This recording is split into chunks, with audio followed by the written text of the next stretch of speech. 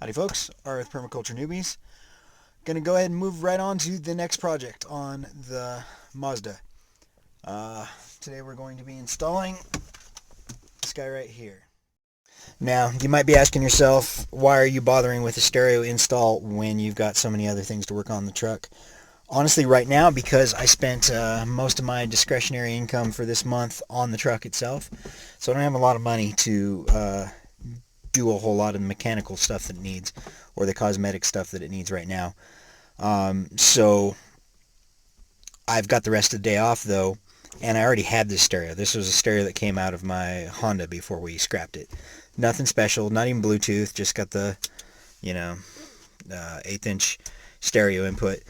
But it'll do for now, and it's a project I can do right now today. Now I just took this and painted the bottom and sides black, and I'm just going to use L brackets to mount it right there since the stereo cubby for this vehicle is missing. I wouldn't recommend spray painting a stereo that you care about. Like I said though, this is one I already had, and it's just been collecting dust in my garage anyway, so no big deal there. So factory wires are here. They're actually really simple. These are your power. One's constant and one's switched. I don't know which is which right off the top of my head, but I do have a wiring diagram. I believe this is going to be the ground. These are going to be the front speakers, and these would be the rear speakers. And they're all just female spade terminals inside there. So what I'm going to end up doing, I think, rather than buying a harness adapter for this vehicle, I think I'm just going to use some male spade terminals, stick them up in there, and then tape it up real good. Well, so I've got it wired in. Turns out I only had enough of those male spade terminals to do one front or rear speaker, so I opted for what the wiring diagram says are the rear speakers. I thought these would be the rear speakers. They kind of look like they should be, because it looks like they run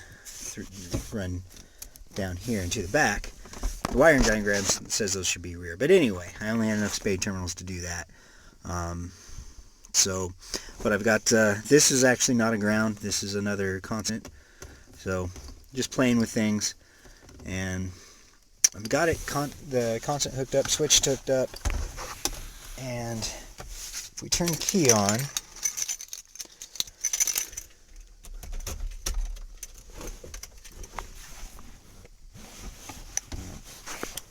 it made, when I first made the connections, it made the, ejecting CD sound like it got power, but turning the key on doesn't do anything.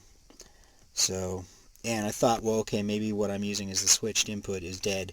So I tried connecting both to constant power, and it still does the same thing. It makes the noises like it's getting power, but it won't turn on. So I'm not sure what that is yet. Could just be that this stereo is dead. Like I said, this has been sitting in my garage for several years, and I did just hit it with spray paint, and it's possible that spray paint messed something up, but I want to know for sure. Okay, we got it. So switched 12 volt is red and white. Constant is this separate line here, which is blue red. I'm sorry, switched is blue white and constant is blue red. Now my wiring diagram said switched was blue red, I'm sorry, constant was blue red, and switched was red black.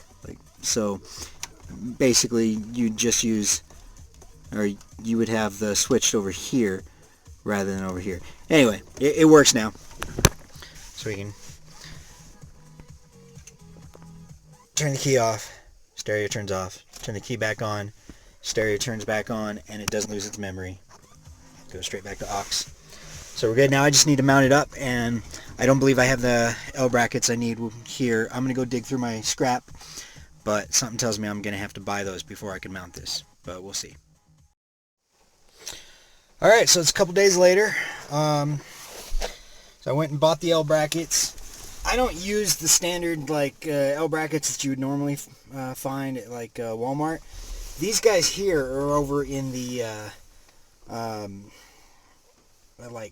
ceiling joist and that kind of section in Home Depot, and they run about 75 cents a piece.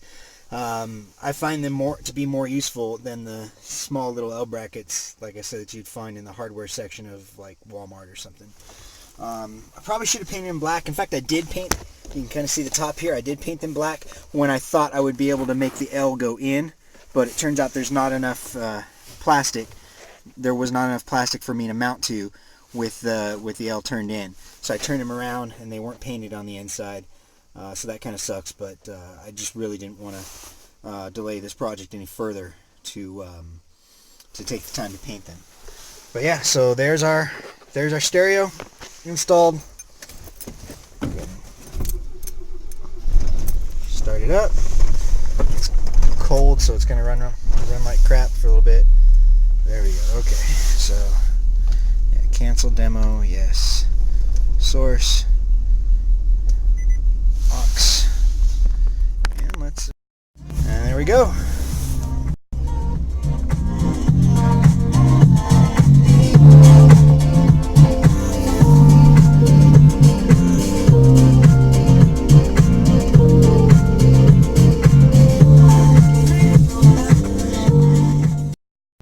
Alright guys, thanks for watching. As you can probably see, it's raining out, and until I get my garage, I'm pretty much at the mercy of the weather.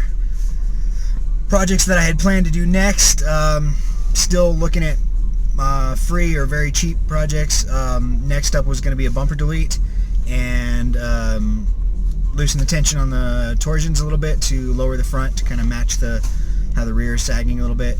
I mean, I know the proper solution would be to fix the rear springs first and then lower them all together if I wanted to do that, but I don't have the money right now. So instead, like I said, I'm just gonna leave the sagging rear springs the way they are for now and lower the front torsions to match. I wanted this car to be, or this truck to be slightly lowered anyway. Not slammed. I don't want it so low that I can't put cargo in it. But I would like it to be a little lower than it is. So that's next, and then like I said, deleting the rear bumper, and gonna try to polish up those chrome wheels a little bit. So yeah, I do have some budget-friendly mods in mind to start with, but I need the weather to cooperate. Thanks for watching.